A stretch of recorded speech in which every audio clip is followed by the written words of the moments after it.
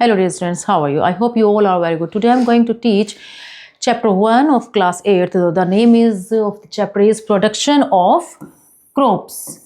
Production of crops का means होता है, देखिए हम लोग खाना खाते हैं, खाना खाने के किस लिए हम खाना खाते हैं? जिससे कि हमें एनर्जी मिले। तो खाना हमें कहाँ से मिलता है? प्लांट से मिलता है। तो प्लांट्स को अगर हम लार्ज स्केल पर करें तो उसको क्रॉप बोलते हैं। तो वो क्रॉप किस तरीके से हम कैसे लिख सकते हैं, उसके प्रोडक्शन हम कैसे कर सकते हैं, तो उसके प्रोडक्शन के बारे में हम इस चैप्टर में सीखेंगे। इसमें देखते हैं इंट्रोडक्शन में, देखिए all living being require food for growth and survival. Food gives us energy, nutrition and health. It mainly comes from plants and animals. सभी को, जितने भी लिविंग ऑर्गेनिज्म है, सभी को हमें फूड की रिक्वायर्ड होती है। फूड को किस लिए रिक्वायर होती है? जिससे कि हम ग्रोथ करें, रेस्पिरेशन वगैरह, न्यूट्रिशन, एनर्जी, सब चीज़ के लिए प्लांट्स और एनिमल्स सबको इस चीज़ की रिक्वायर रहती है। Okay, in earlier times, humans collected fruits, leaves, and hunted animals. They moved from one place to another in search of food, so they were called wanderers. They ate raw fruits, tubers, and hunted animals for meat. With time, humans began to settle in villages, learned to grow plants, and started living a stable life. पहले के time में क्या होता था? जो humans होते थे वो वॉन्डर करते थे, घूमते रहते थे ऐसे ही, और जो भी उन्हें मिलता था, रॉ फ्रूट्स मतलब कच्चे फ्रूट्स, वेजिटेबल्स, ट्यूबर्स, कुछ भी चीज़ें ऐसी वो खाता रहता था और शिकार करता था हंट करके और एनिमल्स को, और वो मीट खाता था। तो इस तरीके से वो अपनी लाइफ स्पेंड करता था। धीरे धीरे उन्होंने क्या करा, विलेज स्टार्ट कर दिए, विलेज में अपने आप को सेटल करना स्टार्ट कर दिया, और धीरे धीरे उन्होंने एग्रीकल्चरिंग मतलब कि थोड़ा सा प्लांट्स वगैरह को ग्रो करना शुरू करा। The large-scale production of food by cultivating land is known as farming. Slowly, people learn about soils, manures, and irrigation. Today, agriculture provides food to growing population, and a large part of our workforce is still engaged in farming. Large scale पर food का production करना cultivating land की help से, इसको जो करते हैं जब मतलब फसल उगाना, क्रॉप को करना एक लार्ज स्केल पर, तो उसको हम क्या बोलते हैं? फार्मिंग बोलते हैं। और धीरे धीरे जो है पीपल ने सीख लिया था कि किस तरीके से सोयल और मैन्योर्स और इरिगेशन वगैरह, मतलब इन सब चीज़ों के बारे में, पानी देना उसको, फसल में बीज वगैरह देना, कैसे उसमें मैन्योर्स खाद वगैरह देते हैं, तो इस सब के बारे में धीरे धीरे उसने सीख लिया था। और आज जो ये एग्रीकल्चर है वो बहुत ही, जैसे जितनी पॉपुलेशन हमारी हो चुकी है और लार्ज पार्ट पर हम एंगेज हो रहे हैं फार्मिंग में, अब हम इन सब चीज़ों को लार्ज स्केल पर भी हम इसको क्रॉप को कर सकते हैं, पैदा कर सकते हैं। कल्टिवेटेड प्लांट्स में क्या होता है? In India modern farming methods known as the green revolution began in 1960. This have increase food grain production many times. Plants that are grown by humans on a large scale for useful products are called crops. तो crops India में ये 1960 से ये जो farming वगैरह थी, modern farming start हो चुकी थी, जिसको हम ग्रीन रिवॉल्यूशन भी बोलते थे। यानी कि ज़्यादा से ज़्यादा ग्रेन्स वगैरह, जो वीट, राइस, मेज, बार्ले जो होते हैं, इन सब चीज़ों की ज़्यादा से ज़्यादा उस पर खेती बाड़ी करनी, क्रॉपिंग करनी। तो इसको हम काफ़ी से ज़्यादा हम कर चुके थे। जब ऐसा हुआ तो उसको ग्रीन रिवॉल्यूशन कहा जाता था और कहा गया 1960 में। ठीक है, इस तरीके से तो हम लार्ज स्केल में, जिससे कि हम ज़्यादा से ज़्यादा क्रॉप का यूज़ कर सकें, उसको क्रॉप कहा जाता है। जब ह्यूमंस एक लार्ज स्केल पर प्रोडक्ट्स करता है, यूजफुल प्रोडक्ट्स करता है, तो उसको क्रॉप कहा जाता है। Okay, for good crop real farmers need nutrients, proper water, air and sunlight. While air and sunlight are freely available, farmers use irrigation and manures to supply water and nutrients. अच्छी crop के लिए farmers को क्या चाहिए होता है? एक अच्छी सॉयल, उसमें अच्छे से वाटर, मैन्यूर्स, ये सब चीज़ें, वो न्यूट्रिएंट्स, सनलाइट, वाटर, एयर, सब चीज़ वो अच्छे से अगर हमें मिलती है तो अच्छे से अच्छी हमारी क्रॉप्स होती है। उसमें फार्मर्स क्या करता है? इरिगेशन का भी यूज़ करता है, मैन्योर्स वगैरह सब चीज़ का वो जब यूज़ करता है तो बहुत अच्छी फसल होती है हमारी। Today many different crops are cultivated in India. They can be grouped as follows. आज बहुत सारी क्रॉप्स जो हैं कल्टिवेट की जा चुकी हैं। जैसे कि क्रॉप प्लांट्स में देखिए आप, क्रॉप प्लांट्स में देखिए इसके क्या एग्जांपल्स हैं. क्रॉप प्लांट्स, ग्रेन्स मैंने आपको बताया था, ग्रेन्स यानी कि जो सीरियल्स भी बोलते हैं इसको। ग्रेन्स में कौन कौन से एग्जांपल्स हैं जिनको आप कह सकते हैं कि ये ग्रेन्स हैं? तो राइस, व्हीट, मेज, बर्ले, ये सब आपके ग्रेन में आते हैं। पल्सेस में कौन से आते हैं? Gram, peas, lentils, beans. And oil seeds में आते हैं आपके groundnut, mustard, sunflower. Root crops में आते हैं carrot, radish and beet root. Tuber crops में आते हैं आपके potato, yam. And sugar crops में आते हैं शुगर केन, गन्ना यानी कि स्वीट बीट. प्लांटेशन क्रॉप्स में आते हैं टी, कॉफी, रबर. और फाइबर क्रॉप्स में आते हैं आपके जूट और कॉटन. तो ये सब आपके क्रॉप प्लांट्स हैं जिनको हम खुद इसको प्लांट करते हैं। Season for crops in India, देखिए ऐसा नहीं कि आप गर्मी में भी कोई भी प्लांट लगा लेंगे, ना ही ऐसा है कि सर्दी में आप कोई भी प्लांट लगा लेंगे। तो हर एक का अपना एक मौसम होता है, तो उसी के अकॉर्डिंग, सीजन के अकॉर्डिंग भी क्रॉप्स की जाती है। ओके, तो जैसे कि इसमें देखिए खरीफ क्रॉप्स कौन सी होती है, it's grown in the rainy season June July, shown harvested in October, example rice, मेज, बाजरा, ग्राउंडनट, कॉटन, सोया। तो खरीफ क्रॉप्स कौन सी होती है, जो आपकी रेनी सीजन में आपकी ग्रोन की जाती है, जैसे कि जून जुलाई में ज़्यादा रेनी सीजन होता है, तो उस टाइम पर ये वाली क्रॉप्स की जाती है, और वो अक्टूबर के मंथ्स में वो हार्वेस्टेड की जाती है, काटी जाती है। जैसे कि तो आप कह सकते हैं कि जो खरीफ क्रॉप्स है उसमें आपका राइस, मेज और बाजरा, ग्राउंडनट, कॉटन एंड सोया, ये सब आपके खरीफ क्रॉप्स में आते हैं। ओके, ये ऐसे क्वेश्चंस भी पूछे जाते हैं इस चीज के बारे में। तो आगे है आपका रबी क्रॉप्स। तो रबी क्रॉप्स में आपका क्या है, रबी क्रॉप्स कौन सी होती है, it's grown in winter season October November, sown harvested in March April, example wheat, mustard, barley, linseed, peas. Okay, तो ये विंटर सीजन होती है, यानी कि रबी क्रॉप्स को आप क्या कह सकते हैं, विंटर सीजन वाली क्रॉप भी बोल सकते हैं, यानी कि अक्टूबर और नवंबर में ये सोन की जाती है, और फिर वो हार्वेस्ट किस में कब की जाती है, मार्च और अप्रैल में वो हार्वेस्ट की जाती है। तो इसके एग्जाम्पल हैं आपके व्हीट, मस्टर्ड, सरसों यानी बार्ले, जो लिनसीड और पीज, ये जो है आपकी रबी क्रॉप्स है। इसमें देखिए यहाँ पर pumpkin, musk melon, barley, mustard भी इसको, ये कौन सी है, जेड क्रॉप्स है ना। आगे है आपकी जेड क्रॉप्स। जेड क्रॉप्स कौन सी होती है, it's grown in summer season March April, sown harvested in July August, example watermelon, cucumber, muskmelon and pumpkin. तो जेड क्रॉप्स कौन सी होती है, जो कि समर सीजन में सोन की जाती है, ग्रोन की जाती है। और समर सीजन कौन से मंथ को बोल रहे हैं हम, मार्च और अप्रैल में इसमें गर्मी पड़ती है, ठीक है। और वो हार्वेस्ट कब की जाती है, जुलाई अगस्त में वो हार्वेस्ट की जाती है। तो इसके एग्जाम्पल है, मैंने भी बताया, ये आपका क्या है, वाटरमेलन, मस्कमेलन और पंपकिन, कुकुम्बर, ये सब आपके कौन से हैं, जेड क्रॉप्स हैं। Okay, next is farming practices. Farming practices में इसमें क्या होता है, modern farming is carried out with systematic steps and tools from land preparation to storage of grains. Each step is important. तो modern farming में क्या होता है, systematic steps होते हैं, ऐसे नहीं कभी भी कुछ भी कर लिया, एक के बाद एक steps होते हैं। जैसे कि पहले land को prepare किया जाता है, फिर उसमें store कर, grains को कैसे store करना है, तो हर एक step जो है इसका बहुत important होता है। Activities done for crop production are called agricultural practices. तो agriculture में इस तरह के crop को करने के लिए, क्रॉप प्रोडक्शन करने की जो प्रैक्टिस की जाती है, करी जाती है, उसको एग्रीकल्चर प्रैक्टिस बोलते हैं। दीज इंक्लूड, इनमें क्या क्या चीज़ें होती है, देखिए, प्रिपरेशन ऑफ सॉइल। सबसे पहले हम क्या करेंगे, सॉइल को प्रिपेयर करेंगे, seed selection and soil, adding fertilisers and manures, irrigation, removal of weeds, harvesting and storage. ये सब स्टेप बाय स्टेप एक एक प्रोसेस इसमें होता है, ठीक है। प्रिपरेशन ऑफ सॉइल, तो प्रिपरेशन ऑफ सॉइल में सबसे पहले हम पढ़ेंगे प्रिपरेशन ऑफ सॉइल में, जो इसमें जो यहाँ ये सारे जो पॉइंट्स मैंने बताए हैं, इसको अब वन बाय वन हम डिटेल में पढ़ेंगे। तो फर्स्ट पॉइंट इसमें क्या है, preparation of soil. Soil holds the roots of plant, supplies the water and nutrients and allows air to reach them.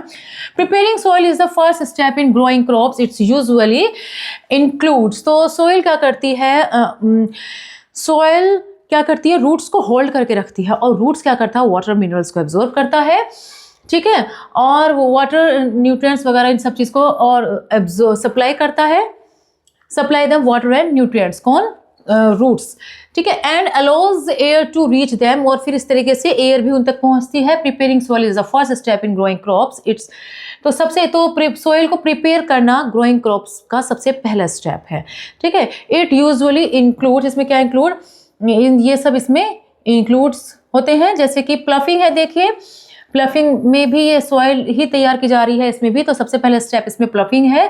Loosening and turning of soil using wooden और iron प्लफ्स pulled bye bullocks और tractors, ठीक है।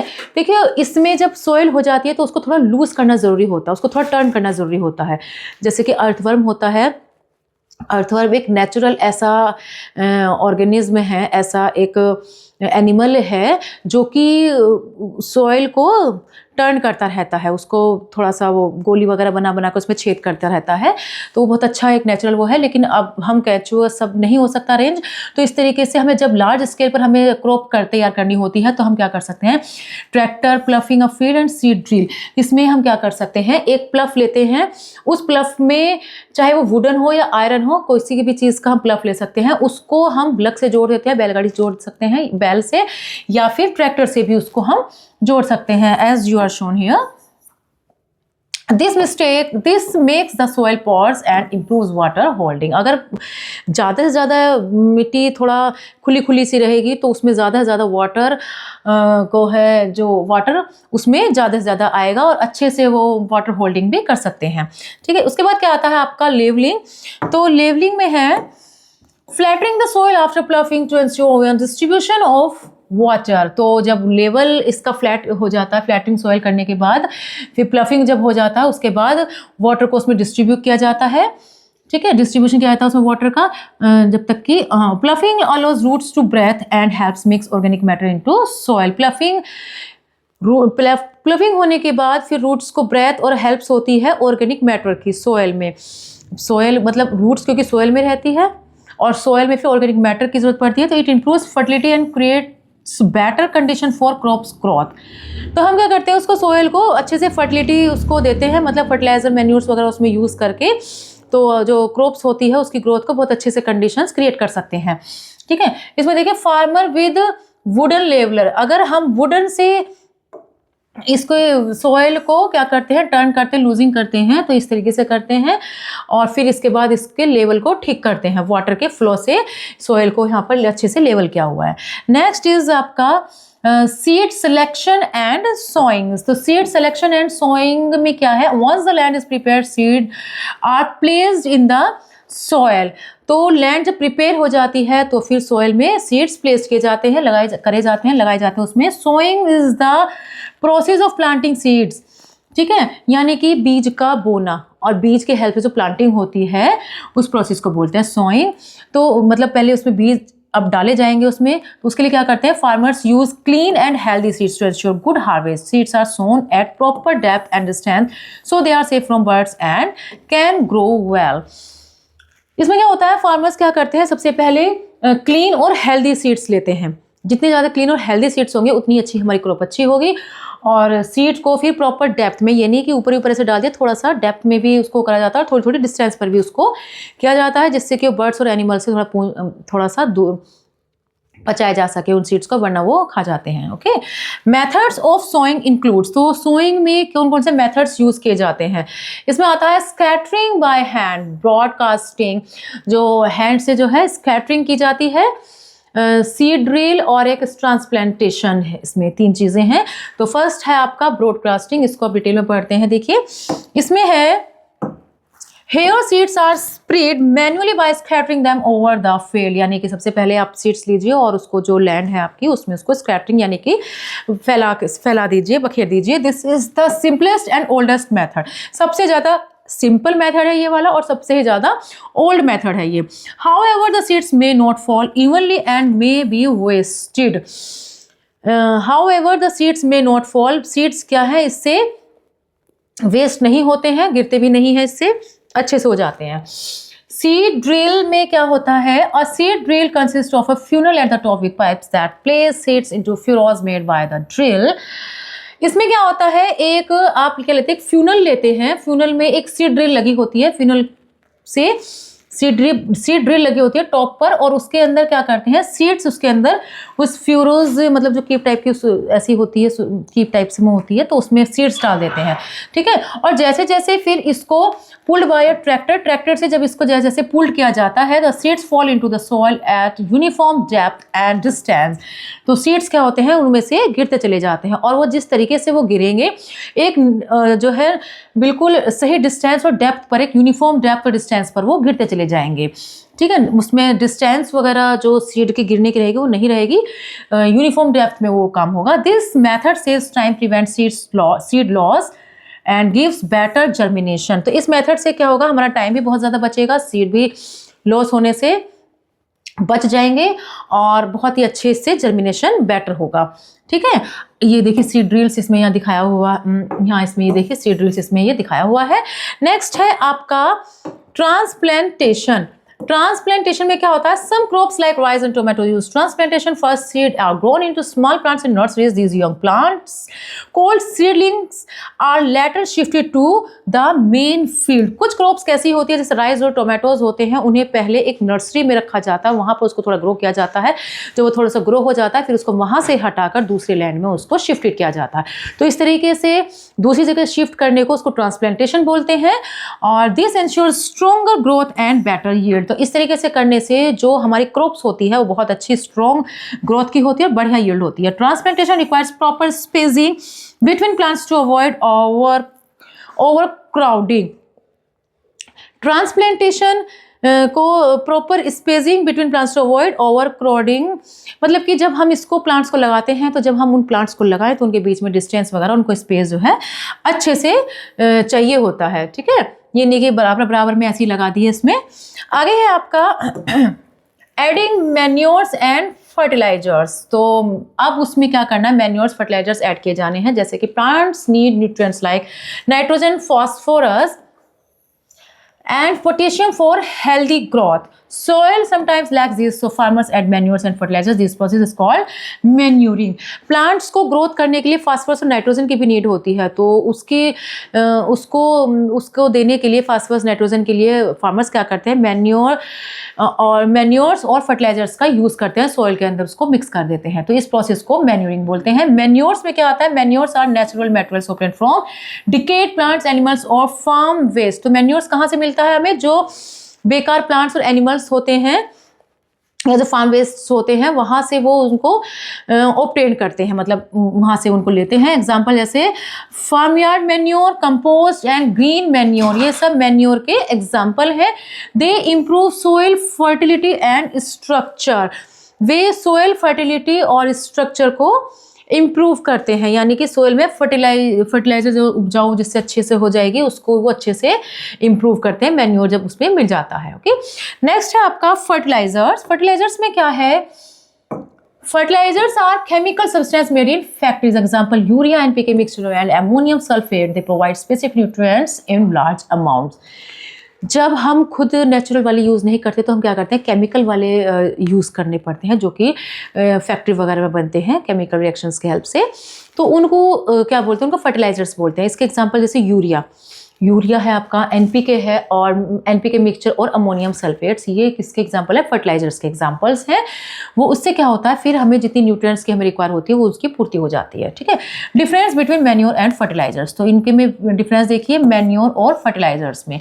First आपका natural substance from plants and animals. तो जो manure है, जैसे कि हमने ऊपर पढ़ा था, प्लांट्स और एनिमल्स से हमें मिलते हैं। और ये क्या होता है, man made chemical substances from factories. ये फैक्ट्री में जो मैन है उनके द्वारा बनाए जाते हैं। It provide a variety of nutrients की वैरायटी प्रोवाइड होती है इसमें। इट प्रोवाइड स्पेसिफिक न्यूट्रिएंट्स, इसके जो ये प्रोवाइड कैसे होते हैं, स्पेसिफिक न्यूट्रिएंट्स भी प्रोवाइड होते हैं, बल्कि inconvenients to carry and apply, compact, easy to transport and stores. इसको जो है इजी तरीके से हम ट्रांसपोर्ट भी कर सकते हैं और स्टोर भी कर सकते हैं, लेकिन इनमें थोड़ा दिक्कत है। इट्स नॉट वाटर सोल्यूबल, ये वाटर में सोल्यूबल नहीं होते हैं। सोल्यूबल मतलब घुलते नहीं है उसमें। इट्स मोस्टली वाटर सोल्यूबल, लेकिन ये क्या है, ज़्यादा जल्दी से मतलब ये वाटर में सोल्यूबल हो जाते हैं, मतलब घुल जाते हैं। Manure supplies most nutrients to remove general deficiency of the soil. जो सोयल में जो डेफिशिएंसी होती है, जैसे कि बॉडी में भी डेफिशिएंसी होती है, जब न्यूट्रिएंट्स उसको नहीं मिलते हैं तो ऐसे सोयल में भी डेफिशिएंसी हो जाती है, तो उस डेफिशिएंसी को रिमूव करते हैं ये मैन्योर। लेकिन ये क्या करते हैं, fertilisers are nutrients specific. Fertilisers क्या होते हैं, एक स्पेसिफिक न्यूट्रिएंट्स होते हैं। दे एक्ट्स वेरी स्लोली, बहुत ही स्लोली काम करते हैं और ये बहुत ही क्विकली काम करते हैं। ओके, नेक्स्ट है आपका इरिगेशन। इरिगेशन में देखिए आप, फर्स्ट है supplying water to crops at different stages of growth is called irrigation. Crops को वाटर सप्लाई जब हम डिफरेंट स्टेजेस पर ग्रोथ करते हैं, मतलब डिफरेंट स्टेज पर जब क्रॉप्स को वाटर सप्लाई करते हैं, तो इसको कहा जाता है इरिगेशन, यानी कि पानी को देना डिफरेंट स्टेज पर। जब जैसे बहुत छोटा प्लांट है तो उसको थोड़ा कम पानी चाहिए, फिर थोड़ा बड़ा होता जाएगा, तो उस तरीके से वाटर को डिफरेंट स्टेज पर हमें रिक्वायर होती है, ठीक है। तो इसको इरिगेशन बोलते हैं। Water helps dissolve nutrients in soil, water जो न्यूट्रिएंट्स होते हैं सॉइल में उसको डिसॉल्व करने में हेल्प करता है, which are then absorbed by the roots and transport to the parts of the plant. जब वाटर प्लांट्स ले लेगा रूट्स की हेल्प से, तो फिर वो रूट्स उस वाटर को लेगी, वाटर लेने के बाद फिर वो प्लांट्स के अदर पार्ट्स को भी ट्रांसपोर्ट किया जा सकता है water. Irrigation is an artificial way of giving water to the fields. तो इरिगेशन क्या है, एक आर्टिफिशियल वे है फील्ड को वाटर देने का। वैसे तो पहले टाइम पर रेन पर ही डिपेंड रहते थे, लेकिन अब जो है हम खुद भी उसको वाटर हम दे सकते हैं क्रॉप्स को। Crops like sugar cane and wheat require more water than others. जो आपकी शुगर केन और वीट की जो क्रॉप्स होती है उसको ज़्यादा वाटर की रिक्वायर होती है, ठीक है। During hot summers much water is lost due to evaporation, क्योंकि जो समर वाले जो हॉट समर वाले जो होते हैं उसको बहुत ज़्यादा वाटर की ज़रूरत पड़ती है, क्योंकि उसका जो आपका जो इवेपोरेशन है उसमें बहुत ज़्यादा वाटर लॉस हो जाता है, ठीक है। तो इसलिए उनको ज़्यादा वाटर की जरूरत पड़ती है। गर्मियों में आप भी देखते होंगे पानी भी बहुत ज़्यादा पिया जाता है, क्योंकि उसमें इवेपोरेशन वगैरह होता है। So frequent irrigation is needed. In many regions of India, farmers still depend on rainwater, but rain is uncertain and irregular. तो इरिगेशन की हमें बहुत ज़रूरत पड़ती है। तो मैनी रीजन भारत में इंडिया में कई ऐसे एरिया हैं, ऐसी जगह है जहाँ पर वाटर पूरी तरीके से नहीं मिल पाता है, तो वहाँ पे हमें अलग से उसको अरेंज करना पड़ता है वाटर को। और जो जहाँ पर वाटर नहीं मिलता है तो वहाँ पर वो लोग क्या करते हैं, रेन पर ही डिपेंड रहते हैं, ठीक है। लेकिन रेन भी सब जगह पूरी तरीके सर्टेन तरीके से नहीं होती है, रेगुलर होती है। Hence irrigation ensure regular water supply at the proper time. तो इरिगेशन से क्या होता है, हम रेगुलर वाटर को सप्लाई कर सकते हैं, मतलब जब हमें नीड है हम तब अपनी क्रॉप को वाटर दे सकते हैं। ऐसा नहीं है कि सूख रही है क्रॉप्स और हम वाटर के लिए वेट कर रहे हैं, ठीक है। तो the major sources of irrigation are rivers, lakes, ponds, reservoirs, canals, tubewells and tanks. तो मेजर सोर्स क्या होता है इरिगेशन के, रिवर्स हैं, लेक्स हैं, पॉन्ड्स हैं, और रिजर्वायर्स, कैनल्स, ट्यूबवेल्स और टैंक्स, ये सब क्या है, सोर्स हैं वाटर के। इन सबसे हमें वाटर मिल सकता है। Water from this is taken to field either by canals और by pumps operated with electricity और डीजल इंजन, मतलब डीजल इंजन, इलेक्ट्रिसिटी, इन सब की हेल्प से, पंप और कैनाल्स की हेल्प से हम फील्ड को वाटर भेज सकते हैं, ठीक है। Traditional methods of irrigation. तो ट्रेडिशनल मेथड्स क्या है आपका इरिगेशन का, तो इसमें देखिए 400 of years Indian farmers have used simple devices to lift water from wells and reservoirs. हजारों साल तक इंडियन फार्मर्स ने ये डिवाइसेस यूज़ करी थी, कैसे लिफ्ट वाटर को लिफ्ट करने की। जो कुएं हुआ करते थे पहले वहाँ से, और रिजर्वॉयर्स मतलब जहाँ भी पानी हुआ करता था उनको लिफ्ट किया करते थे पहले वाटर को।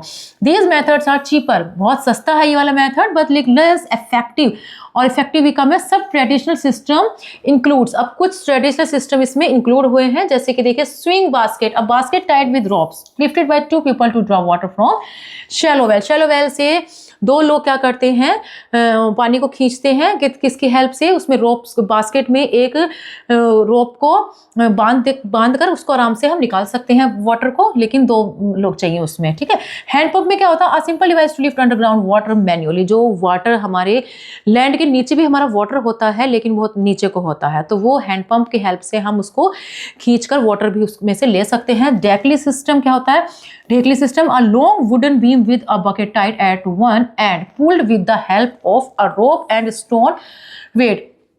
इसमें क्या होता है, एक लॉन्ग वुडन बीम होती है, बकेट के साथ बंधी हुई होती है उसमें एंड्स में, और उसको फिर रोप और स्टोन वेट की हेल्प से उसको खींचा जाता है। राहत सिस्टम क्या होता है, a Persian wheel turned by animals to draw water continuously. तो इसमें क्या होता है, एक पर्शियन व्हील होता है जो कि एनिमल्स की हेल्प से इस तरीके से वो घूमता रहता है और इस तरीके से वाटर उसमें आता रहता है, ठीक है। नेक्स्ट है आपका मॉडर्न मेथड्स ऑफ इरिगेशन। तो इरिगेशन का मॉडर्न मेथड सब क्या है। Today modern techniques help to save both water and time, they make irrigation more effective and economical. The 2 widely use systems are. तो आज हम क्या करते हैं, मॉडर्न टेक्निक्स हेल्प करती है, मॉडर्न टेक्निक्स बहुत हेल्प कर रही है वाटर की भी, मतलब वाटर को हम ईजिली दोनों चीज़ों को, वाटर टाइम के दोनों चीज़ों के सेव हो रहा है, वाटर भी टाइम भी मॉडर्न टेक्निक्स से। और ये इससे क्या होता है, इरिगेशन बहुत ज़्यादा इफेक्टिव और इकोनॉमिकल बनता है, ठीक है। इसमें क्या है आपका स्प्रिंकलर सिस्टम। स्प्रिंकलर सिस्टम में क्या होता है, in this system long pipes fitted with rotating nozzles spray water all over the field। इस सिस्टम में क्या होता है, एक लंबा सा पाइप होता है, उसको फिट किया जाता है रोटेटेड नोजल में और उसमें से वाटर चारों तरफ उसमें स्प्रे होता है, फील्ड को मतलब चारों तरफ से उसको ऐसे मिलता रहता है। ये देखिए इसमें ये स्प्रिंकल सिस्टम है, इसमें चारों तरफ ये एक बड़ा सा पाइप है, उसमें नोजल क्या हुआ है और चारों तरफ से इसका वाटर आ रहा है। इसमें it looks like artificial rain and is very useful for Sandy soil. तो ये क्या होता है, बिल्कुल आर्टिफिशियल रेन जैसा, इसमें बिल्कुल ऐसा होता है जैसे आर्टिफिशियल रेन होती है, इसमें कोई दिक्कत नहीं होती है और बहुत यूजफुल होता है। और सैंडी सॉयल के लिए तो वो और भी ज़्यादा हेल्पफुल होता है। सैंडी सॉयल जो रेतीली जैसी मिट्टी होती है, that's called Sandy soil. And uneven land को भी हेल्पफुल है। क्रॉप्स लाइक कॉफी एंड मेज बेनिफिट फ्रॉम दिस मेथड। इस मेथड से क्रॉप्स और कॉफी की जो क्रॉप्स होती है बहुत ही ज़्यादा बेनिफिट होती हैं।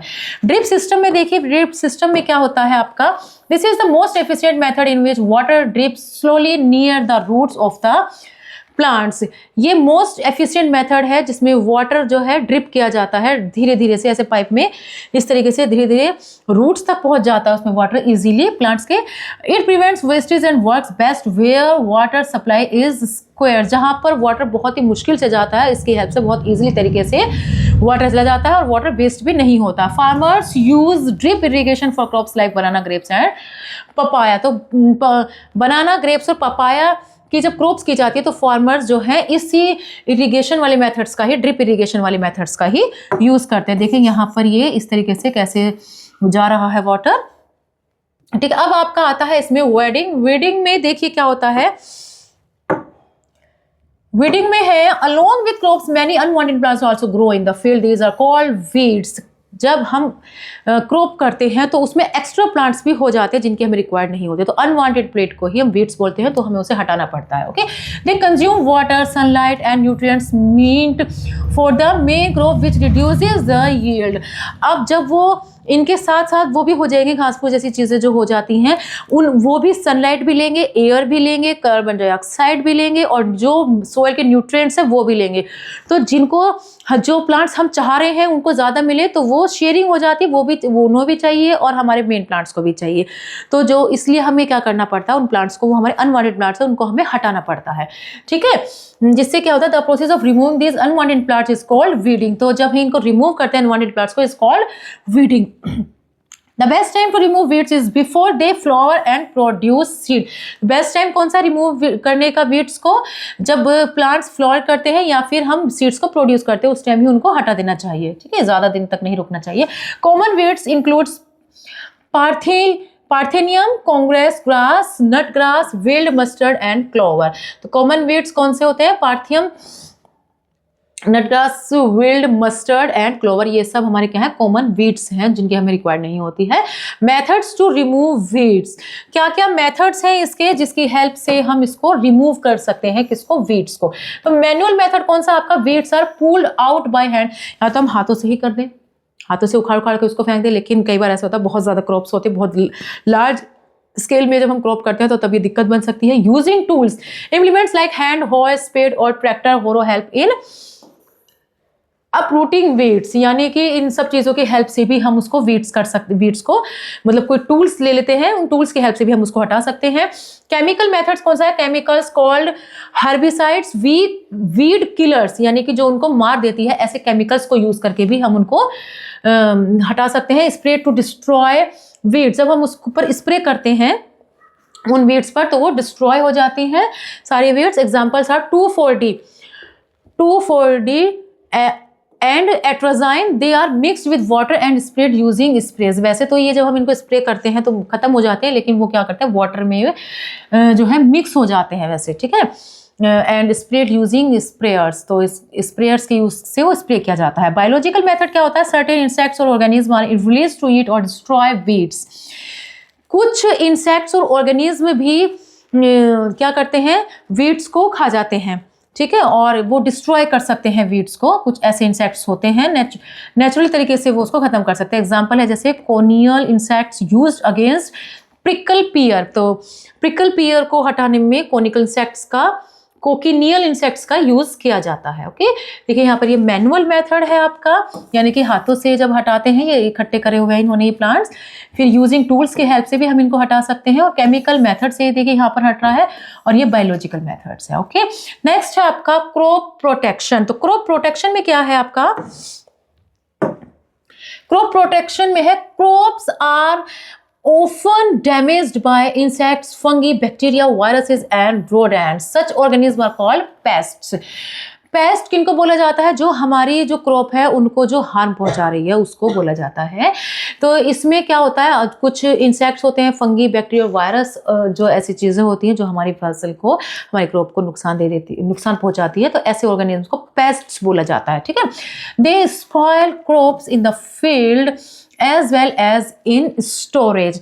तो ये क्या करते हैं, दे स्पॉइल, खत्म कर देते हैं फिर इसको खेतों में से, और as well as in storage, और इसको स्टोर कर देते हैं, है ना, दो क्रॉप्स को स्पॉइल करते हैं फील्ड में और एज वेल एज स्टोरेज करते हैं। तो टू प्रोटेक्ट क्रॉप्स, तो अब हम प्रोटेक्ट करते हैं क्रॉप्स को, कैसे प्रोटेक्ट कर सकते हैं हम इन सब चीज़ों से।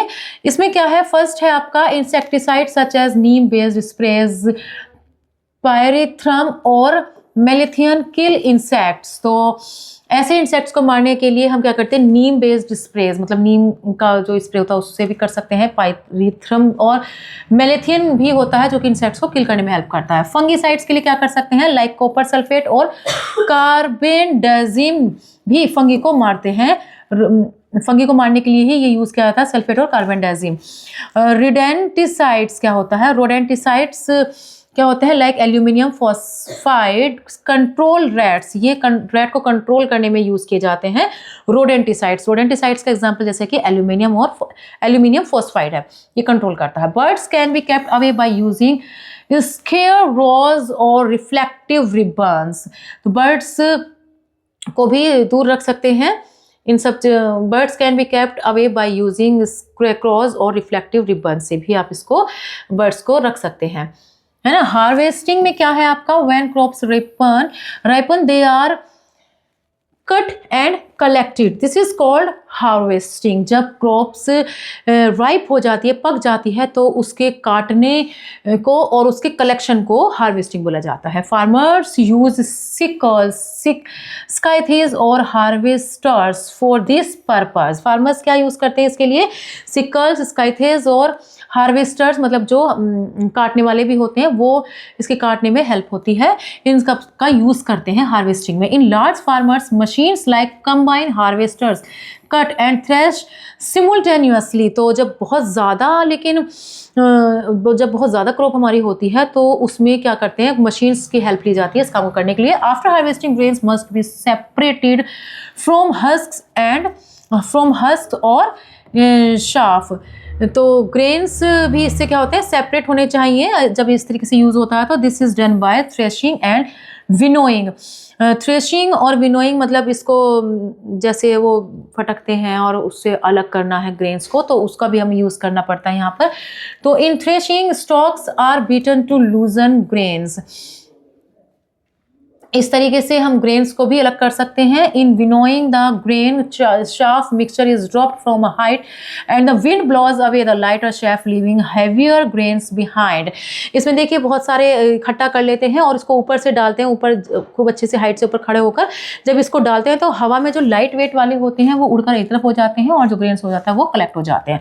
For crops like cotton special tools और machines called cotton pickers are used.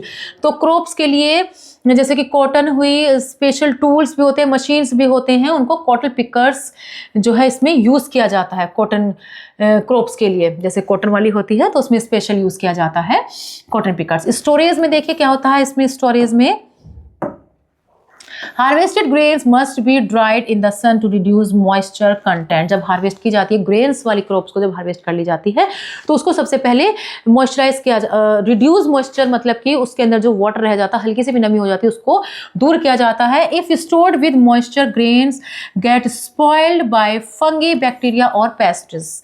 Pests. तो इसको फिर मॉइस्चर के साथ ही इसको स्टेयर किया जाता है ग्रेन को, और उसमें जो है फंगी, बैक्टीरिया और पेस्ट्स है ये सब चीज़ें नहीं होनी चाहिए इसमें जब उसको स्टोर करते हैं। ठीक है, farmers traditionally store grains in bamboo beans और mud silos, while modern storage is done in metal silos and warehouse। तो फार्मर्स आजकल ट्रेडिशनल तरीके से स्टोर करते हैं बम्बू बीन्स में या मड सिलोज में, जो कि मॉडर्न स्टोरेज में कैसे किया जाता है, मेटल सिलोज और वेयर हाउस जो है इसके लिए स्टोरेज करने के लिए यूज किए जाते हैं। Fumigation and chemicals are also used to protect grains from insects during storage. तो फ्यूमिगेशन और केमिकल्स तरीके से क्या होता है, ये भी यूज किए जाते हैं ग्रेन्स को प्रोटेक्ट करने के लिए और इंसेक्ट से बचाने के लिए। ठीक है, मॉडर्न स्टील सिलोज है, देखिए यहाँ पर ये इसमें ये दिखाया हुआ है, मॉडर्न स्टील सिलोज है, ये वेयर हाउस स्टोरेज है और ये हर्मेटिक बैग्स हैं। ठीक है, इसके अंदर सेफ रहती हैं चीजें। नाइट्रोजन साइकिल में देखिए आप, नाइट्रोजन साइकिल क्या होता है, तो नाइट्रोजन साइकिल में nitrogen is essential for plants and animals because it helps in making proteins, vitamins and other whittle compounds. तो नाइट्रोजन हमारे लिए क्यों इंपॉर्टेंट है, क्योंकि ये प्लांट्स को क्या क्या प्रोवाइड करता है, प्रोटीन्स, विटामिन्स और अदर विटल कंपोनेंट्स, यानी कि बहुत ज़रूरी जो कंपोनेंट्स होते हैं वो जो है प्रोवाइड होता है, तो नाइट्रोजन की ही हेल्प से होता है। तो नाइट्रोजन का एक पूरा साइकिल होता है, वो प्लांट्स और एनिमल्स दोनों के लिए हेल्पफुल है। ठीक है, तो इसमें क्या होता है, the conversion of free nitrogen in the air into useful forms bye micro organisms called nitrogen fixation. Nitrogen fixation किसे बोलते हैं, नाइट्रोजन हमारे एटमॉस्फेयर में ऑलरेडी प्रेजेंट है, तो वो कुछ माइक्रो ऑर्गेनिज्म ऐसे होते हैं जो नाइट्रोजन को ले लेते हैं और उससे उसके नाइट्रोजन कंपाउंड्स बना लेते हैं, इसे नाइट्रोजन फिक्सेशन बोलते हैं। This process allows plants to absorb nitrogen in the form of compounds like nitrates and ammonium salts.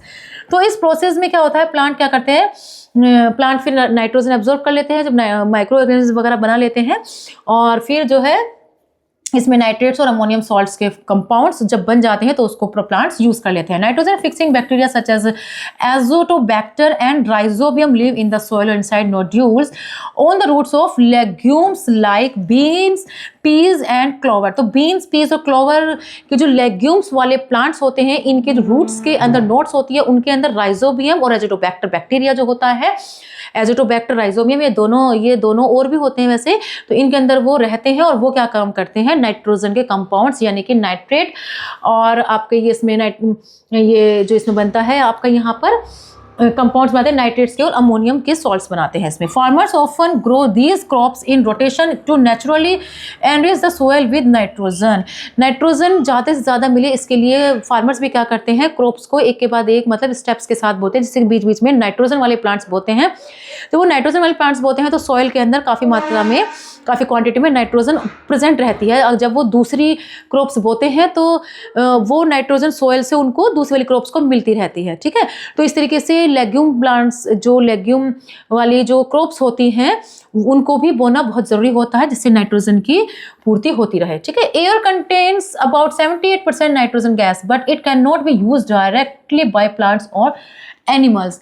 हालांकि 78%, देखिए जैसे ये आपका एटमॉस्फेयर है तो इसमें लगभग 78% आपकी नाइट्रोजन होती है, और इसमें ये आपका 21% आपका इसमें ऑक्सीजन होता है, और 0.0 वैसे तो 0.02 है लेकिन 0.03 भी अब हो रहा है, कार्बन डाइऑक्साइड रहता है इसमें, और बाकी इसमें 1% के आसपास अदर गैसेज रहती हैं।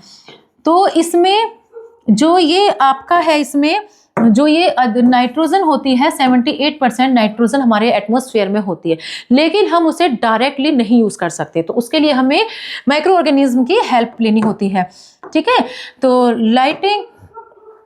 lightning also converts nitrogen into usable compounds which then dissolve in rain water and mix with soil। तो जब वो रेन वगैरह होती है तो नाइट्रोजन उसमें रेन वाटर की हेल्प से वो डिसॉल्व हो जाती है और सॉइल में मिक्स हो जाती है। तो plants absorb nitrates plants absorbs nitrates from the soil and use them to build proteins. तो इस तरीके से जब नाइट्रोजन रेन वाटर की हेल्प से उसके अंदर आ जाती है सोइल के अंदर से, तो प्लांट्स उसको यूज कर लेते हैं और प्रोटीन्स बनाते हैं। When animals eat these plants nitrogen enters their body is a process called assimilation.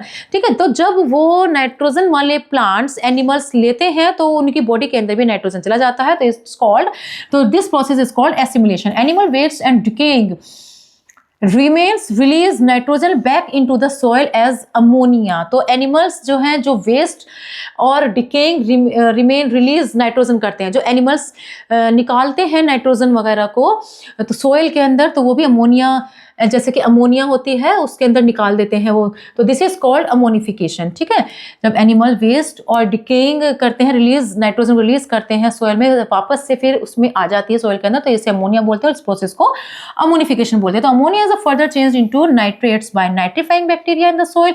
तो नाइट्रोजन फिर से एटमॉस्फेयर में आती है और तो फिर से वापस से सोइल के अंदर वो आ जाती है, तो इस तरीके से प्रोसेस चलता रहता है।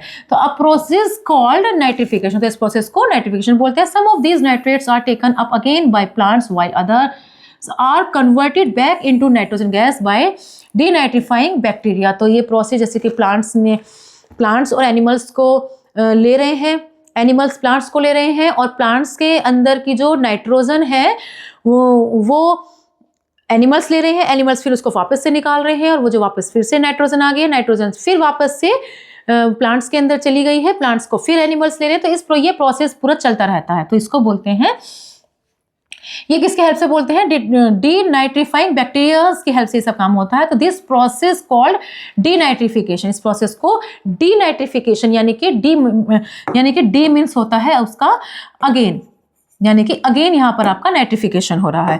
तो इसमें release nitrogen into the air completing the nitrogen cycle. तो इस तरीके से फिर से नाइट्रोजन रिलीज होती है और इस तरीके से नाइट्रोजन साइकिल हमारा चलता रहता है। ठीक है, देखिए जैसे कि यहाँ पर ये इसमें क्या है, ये नाइट्रेट्स है सॉइल के अंदर, ये इसमें प्लांट्स में लिया, इस प्लांट्स को देखिए यहाँ पर इसने एनिमल्स ने लिया, फिर यहाँ से डिके हुआ, डिके होने के बाद फिर से सॉइल में इस तरीके से ये आ रहा है, यहाँ से फिर एयर में आ गया है नाइट्रोजन और फिर से इस तरीके से यहाँ पे प्लांट्स में आ गया और प्लांट से फिर से वो पूरा साइकिल इस तरीके से इसका चलता रहता है। तो इसको बोलते हैं नाइट्रोजन साइकिल। ओके, अब आपकी जो है इसमें क्या है, इसमें आपकी एक्सरसाइज स्टार्ट होती है। तो first question, which of these is not a fibre crop. तो इसमें कौन सी फाइबर क्रॉप नहीं है, तो इसमें इसका है फर्स्ट फाइबर, व्हीट नहीं है इसमें फाइबर क्रॉप, फाइबर क्या है आपके सीरियल्स है। Which of the following are, second question is which of the following are kharif crops. तो खरीफ क्रॉप्स कौन सी इसमें, maize, paddy and groundnut. Next question is which of the following is a pest. तो pest कौन सा है इसमें, ग्रास शॉपर। पेस्ट वो होते हैं जो कि इंसेक्ट्स की तरह, जो हार्मफुल इंसेक्ट्स होते हैं क्रॉप्स के लिए। Which of these is not a cereals, इनमें कौन ऐसा जो सीरियल्स नहीं, देखिए पैडी, मेज और व्हीट सब सीरियल्स हैं, इसमें ग्राम जो है पल्स है। Which machine cuts and threshes the crop at the same time, its is combined. The method of separating husk from is by wind is called winnowing. Fill in the blanks with suitable words are sown in the rainy season. तो kharif. A tool used for ploughing fields is called a plough. Kharif crops are grown in rainy season. Dash are natural manures obtained from, so this is manure. Decayed plants और animals से जो मिलते हैं, big pieces of soil are called clod.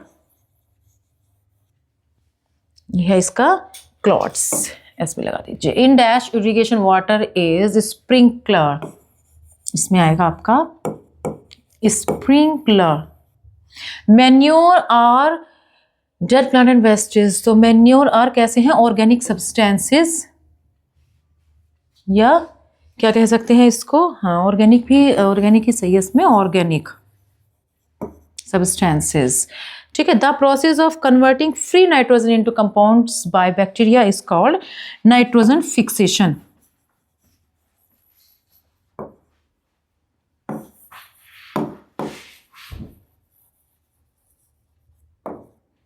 Okay, nitrogen fixation.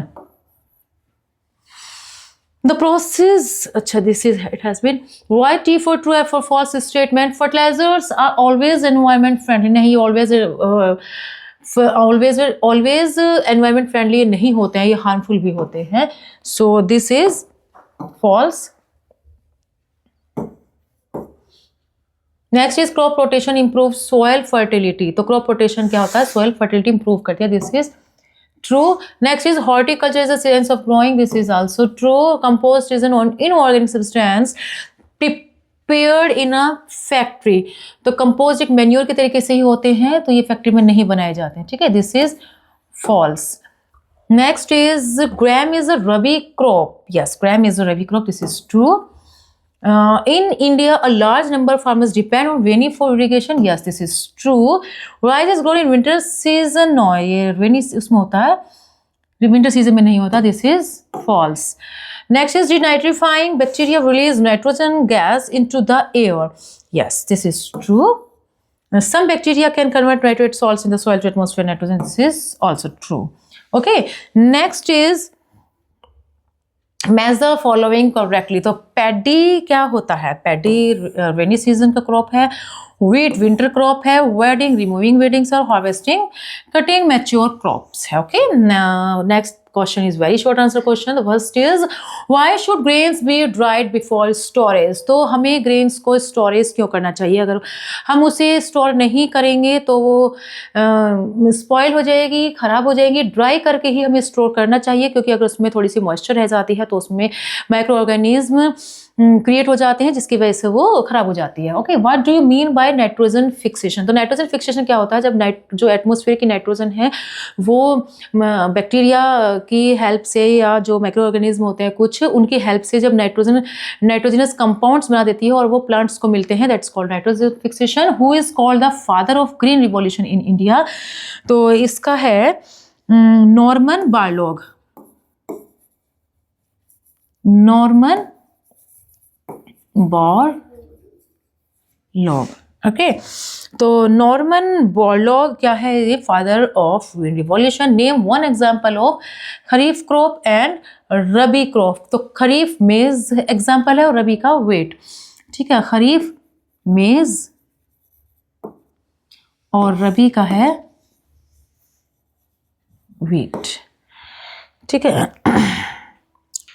रबी है इसमें wheat. What is meant by irrigation. तो जब water दिया जाता है, जब क्रॉप्स को वाटर दिया जाता है विदाउट रेन, तो इसको इरिगेशन बोला जाता है.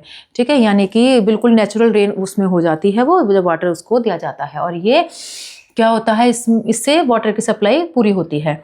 ठीक है, why should harvested grains be dried before storage. तो ग्रेन्स को स्टोरेज क्यों किया जाता है? ड्राई ग्रेन्स को ही, क्योंकि इससे उसमें मॉइस्चराइजर नहीं होती. मॉइस्चराइजर अगर हो जाती है तो उससे जो है माइक्रो ऑर्गेनिज्म उसको स्पॉइल कर देते हैं, खराब कर देते हैं. ठीक है, तो उनसे बचाने के लिए इसको स्टोर किया जाता है. How does green manure is obtained. तो ग्रीन मैन्योर कैसे ऑब्टेन की जाती है? वो decaying and destroy plants and animals की हेल्प से ये बनाया जाता है. List the steps involve in the nitrogen cycle.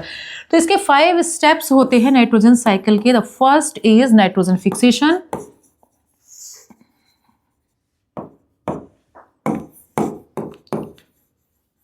Nitrogen fixation. Second is nitrification. Second is nitrification.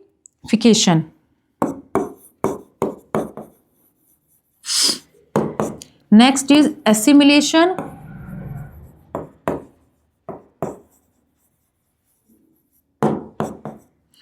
Fourth is ammonification.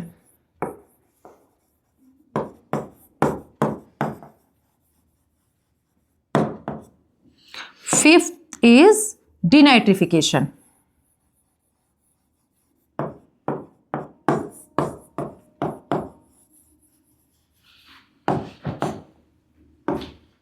डिनाइट्रिफिकेशन. Okay, defined manuring in one sentence. तो manuring एक ऐसा compost होता है जो कि प्लांट्स को दिया जाता है और वो ज़्यादा हार्मफुल भी नहीं होता. डिकेइंग और डिस्ट्रॉय जो प्लांट्स और एनिमल्स होते हैं उनकी हेल्प से ही बनाया जाता है. ठीक है, the next question is short answer question. First is differentiate between kharif and rabi crops between 2 examples each. तो खरीफ क्या होती है जो कि रेनी सीजन में होती है, और रबी क्या होती है विंटर सीजन में होती है। तो ये इनका, और दोनों के दो एग्जाम्पल में है। एक तो खरीफ में क्या होता है, देखिए discuss the modern methods of irrigation. तो खरीफ और रबी के बारे में जो भी क्वेश्चंस हैं यहाँ पर हम देख सकते हैं।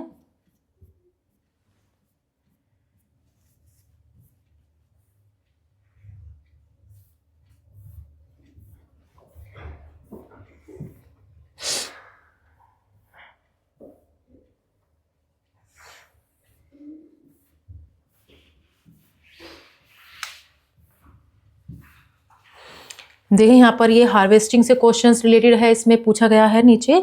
तो आप यहाँ हार्वेस्टिंग वाला क्वेश्चंस का आंसर भी यहाँ से दे सकते हैं। क्रॉप प्रोटेक्शन का भी आंसर पूछा गया है, यहाँ से दे सकते हैं आप। और वीडिंग का भी यहाँ से दे सकते हैं। और इसमें है मॉडर्न मेथड्स ऑफ इरिगेशंस भी पूछे गए हैं, जिसमें स्प्रिंकलर सिस्टम्स है, ये आप यहाँ से दे सकते हैं इनका आंसर। और इसके बाद है इसमें traditional methods of irrigation. Irrigation के बारे में जो पूछा गया है वो यहाँ से आप इरिगेशन का आंसर दे सकते हैं। इसमें मैन्योर और फर्टिलाइजर के बीच में जो डिफरेंस पूछा गया है उसका आंसर आप यहाँ से दे सकते हैं, ठीक है। और इसमें रबी और खरीफ की जो पूछा गया है एग्जाम्पल, उसके बारे में देखिए ये रहा। खरीफ के एग्जाम्पल राइस, मेज, बाजरा, ग्राउंडनट, कॉटन, सोया होता है। और रबी के एग्जाम्पल्स होते हैं wheat, mustard, barley, linseed and peas, ये इनके एग्जाम्पल है। तो आगे देखते हैं इसमें।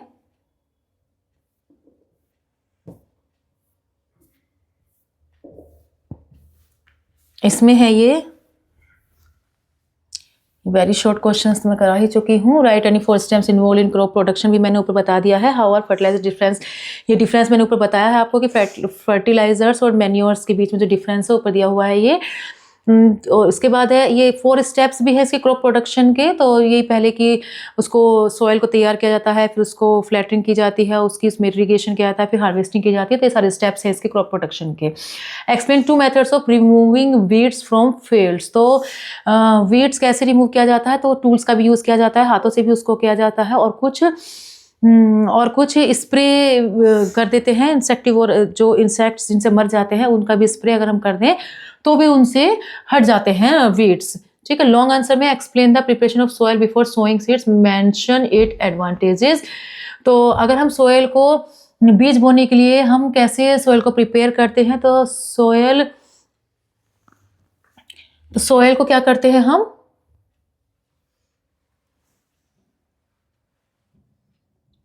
सॉइल में इसमें हम क्या करते हैं, explain the preparation soil before sowing seeds. तो सबसे पहले हम सॉइल को प्लफ करते हैं जिससे कि उसके अंदर अच्छे से वो टर्न हो जाए, लूजिंग हो जाए उसकी जो सॉइल है, और वाटर उसमें अच्छे से एब्जॉर्ब हो जाए, मिनरल्स वगैरह भी सॉइल के पास अच्छे से पहुंच जाए वाटर, जिससे कि रूट्स उसको क्या कर सकती है, एब्जॉर्ब कर सकती है वाटर मिनरल्स को। तो इस तरीके से सीड सोइंग के बहुत सारे इसमें बहुत सारे फ़ायदे हैं इसको सीड सोइंग को। अच्छे से उसको फिर हम उसको स्कैटरिंग करके भी, और जो है थीसल कीप, जो एक कीप होती है उसकी हेल्प, फ्यूनल की हेल्प से भी हम सीड को सोइंग कर सकते हैं। तो इस तरीके से इसमें बहुत सारे वो हैं, इसमें एडवांटेजेस हैं। What are the different modern methods of irrigation. तो मॉडर्न मेथड्स मैंने ऊपर आपको बताया था इसमें, और इसके दोनों डायग्राम भी मैंने ऊपर दिखाए हैं आपको। Define crop rotation. Crop rotation क्या होता है, जब एक क्रॉप से नाइट्रोजन मिल जाती है, कुछ माइक्रो ऑर्गेनिज्म ऐसे होते हैं जो कि प्लांट्स में जो कुछ क्रॉप्स ऐसी होती हैं जो कि नाइट्रोजन यूज़ करती हैं, ठीक है, और वो नाइट्रोजन सॉइल में इकट्ठी होती रहती है। तो अगर हम उस क्रॉप्स की जगह अब दूसरे क्रॉप्स लगाएं तो वो नाइट्रोजन, जो नाइट्रोजनस कंपाउंड्स होते हैं वो उसको हेल्प्स मिल जाती हैं। तो क्रॉप्स, और एक ही क्रॉप को करने से कुछ क्रॉप्स ऐसी जो ज़्यादा उनको न्यूट्रिएंट्स की जरूरत पड़ती है, तो इसलिए हमें ऐसी क्रॉप्स लगानी चाहिए जिससे कि एक के बाद एक, मतलब दो, थोड़ा सा उसमें गैप होना चाहिए, थोड़ा सा अल्टरनेट करके करनी चाहिए उसको, क्रॉप्स को, ओके। तो इसे क्रॉप रोटेशन बोलते हैं, इससे फार्मर को भी हेल्प मिलती है। Describe nitrogen cycle with neat label diagram. तो मैंने ऊपर दिखाया है इसमें नाइट्रोजन साइकिल वाला डायग्राम। देखिए, ये देखिए यहाँ पर ये इसका जो है नाइट्रोजन साइकिल, ये सारा आपका नाइट्रोजन साइकिल ही है, जो मैंने आपको अच्छे से एक्सप्लेन भी किया था आपको। ये रहा इसमें, यहाँ पर देखिए अब नेक्स्ट क्वेश्चन क्या है इसका, मैंने नाइट्रोजन साइकिल आपको दिखा दिया है। अब फिर से what is crop rotation, crop rotation यही है जो ऊपर वाला भी मैंने आपको आंसर बताया वही इसमें आ जाएगा। Compare traditional methods of irrigation with modern methods, तो इन दोनों के मेथड से हम क्या कर सकते हैं, इरिगेशन मॉडर्न मेथड्स। देखिए मॉडर्न मेथड से हम पानी की बचत भी कर सकते हैं और टाइम की बचत भी कर सकते हैं। तो वाटर टाइम की स्पेंड ज़्यादा होती है, उसमें ज़्यादा टाइम लगता है। जो हमारा पुराने वाला मेथड्स है उसमें ज़्यादा दिक्कत होती है, ज़्यादा प्रॉब्लम है। तो ये बेटर है, वैसे दोनों ही बेटर है, लेकिन फिर भी मॉडर्न मेथड ज़्यादा यूजफुल है। ओके, तो इस तरीके से चैप्टर कंप्लीट हो गया है। And I hope you have learn to this chapter very well. We will meet in next class. Good bye, bye bye.